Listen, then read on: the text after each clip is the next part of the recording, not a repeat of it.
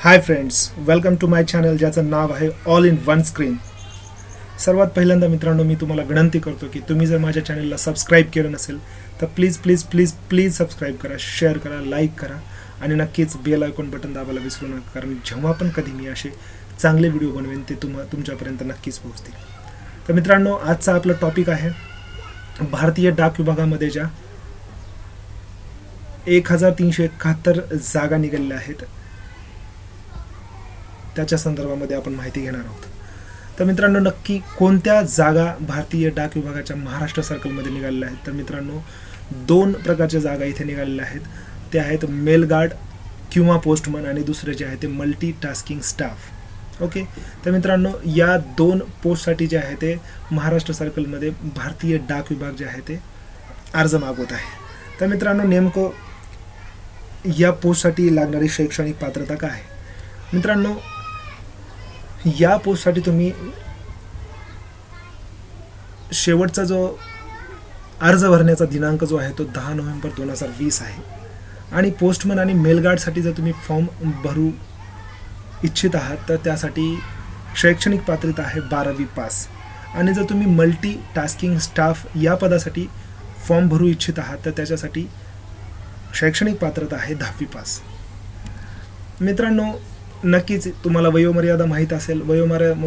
इथे वयोमर्यादा जे आहे ते पोस्टमन आणि मेलगार्डसाठी जे आहे ते 18 ते 27 वर्षापर्यंत जे कोणी आहेत ते फॉर्म भरू शकतात. आणि दुसरं जे आहे ते आपण मल्टी टास्किंग स्टाफसाठी 18 ते 25 वयादरम्यान जे कोणी आहेत ते फॉर्म भरू शकतात. आणि नक्कीच इथे वयाची शिथिलता दिलेली आहे. वयाची शिथिलता आपण पाहूया. वयाच्या शिथिलतेमध्ये SC आणि ST साठी 5 वर्षाची वयाची शिथिलता आहे पोस्टमन किंवा मल्टीटास्किंग स्टाफसाठी. आणि OBC साठी 30 वयोमर्यादा आहे 3 वर्षाची पोस्टमन आणि मल्टीटास्किंग स्टाफसाठी. आणि जो कोणी अपंग आहेत पण जे अनारक्षित कॅटेगरीमध्ये येतात त्यांना 10 वर्षापर्यंतची वयाची शिथिलता आहे पोस्टमन किंवा मल्टीटास्किंग स्टाफसाठी.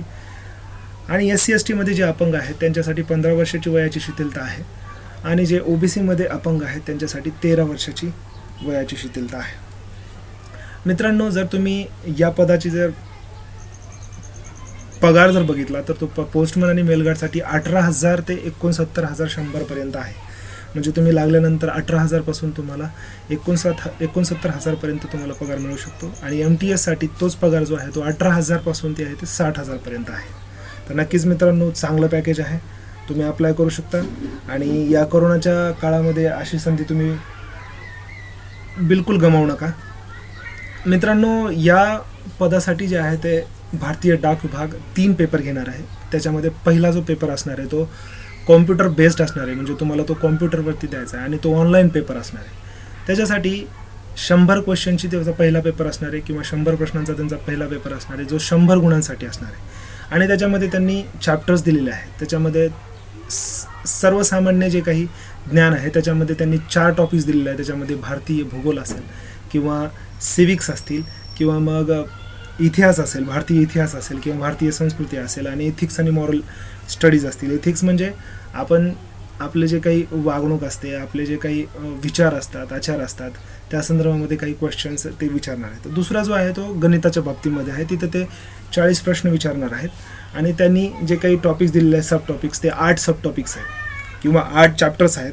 त्या 8 चॅप्टर्समध्ये नफा आणि तोटा आहे, त्यानंतर सरासरी आहे किंवा मग सरळ व्याज आहे किंवा मग वेळ आणि अंतर आहे किंवा मग वेळ आणि काम आहे. अशा काही चॅप्टर्स जे आहेत ते खूप बेसिक चॅप्टर आहेत मित्रांनो. ते तुम्ही करून इझिली ही एक्झाम क्रॅक करू शकता. आणि तिसरा जो चॅप्टर दिलेला आहे त्यांनी जो आहे तो बुद्धिमत्ता चाचणी आहे. त्याच्यामध्ये वर्बल आणि नॉन वर्बल आहे. म्हणजे तुम्हाला तिथं ते एखाद्या म्हणजे चित्राच्या स्वरूपामध्ये काही डायग्राम देऊ शकतात किंवा काही आकृत्या देऊ शकतात. आणि त्या आकृत्या संदर्भामध्ये तुम्हाला त्यांचं ॲनालिसिस करून किंवा त्यांची पडताळणी करून तुम्हाला योग्य ते उत्तर द्यायचं आहे. हा पहिला पेपर आहे. याच्यामध्ये जे पास होतील त्यांना दुसरा पेपर द्यावा लागणार आहे. आणि तो दुसरा पेपर असा असणार आहे. दुसरा पेपर मित्रांनो, हा पेपर जो आहे तो 60 गुणासाठी असणार आहे. आणि याच्यासाठी वेळ जो असणार आहे तो 60 मिनिटाचा असणार आहे. आणि हा नक्कीच डिस्क्रिप्टिव्ह असणार आहे. तर याच्यामध्ये तुम्हाला काय करायचं आहे, इंग्लिश शब्दांचं भाषांतर जे आहे ते तुमच्या लोकल लँग्वेजमध्ये, म्हणजे लोकल लँग्वेज म्हणजे तुमची स्थानिक भाषा जी असेल मराठीमध्ये करायचं आहे. आणि त्याच्यासाठी ते 15 प्रश्न विचारणार आहेत. आणि तो 15 प्रश्न, प्रत्येक प्रश्नाला ते 1 मार्क देणार आहे. त्यानंतर दुसरा जो चॅप्टर भारतीय डाक विभागाने दिलेला आहे सिलेबसमध्ये, तो असणार आहे तुमच्या स्थानिक भाषेमधून इंग्रजी भाषेमध्ये शब्दाचं भाषांतर करणं, आणि तिथं पण ते 15 प्रश्न विचारणार आहेत आणि प्रत्येक प्रश्न जो आहे तो 1 गुणासाठी असणार आहे. त्यानंतर तिसरा जो चॅप्टर आहे तो त्यांनी दिलेला आहे की तुम्हाला पत्रलेखन करायचं आहे तुमच्या स्थानिक भाषेमध्ये. ते 100 ते 800 वर्ड शब्दामध्ये असणार आहे. तिथं पण ते तुम्हाला 3 क्वेश्चन्स देणार आहेत किंवा 3 प्रश्न देणार आहेत, त्याच्यामधून तुम्हाला 1 प्रश्न सोडवायचा आणि ते 15 मार्क्ससाठी असणार आहे. चौथा जो चॅप्टर दिलेला आहे त्यांनी निबंध लेखनासाठी किंवा पॅरेग्राफ लेखनासाठी दिलेला आहे, आणि तो पण तुम्हाला तुमच्या स्थानिक भाषेमध्ये लिहायचा आहे 80 ते 100 शब्दामध्ये.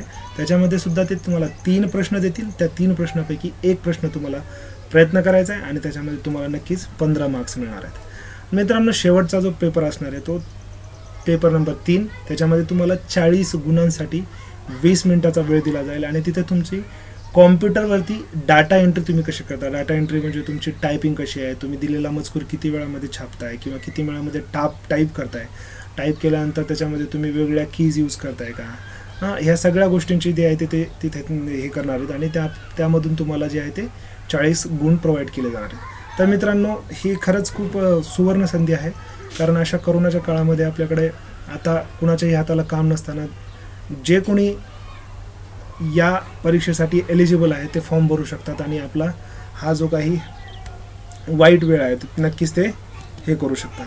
चला तर मित्रांनो, मग आपण नंतर भेटू पुन्हा एकदा आपल्या चॅनलवरती, ज्याचं नाव आहे all in one screen. Thank you.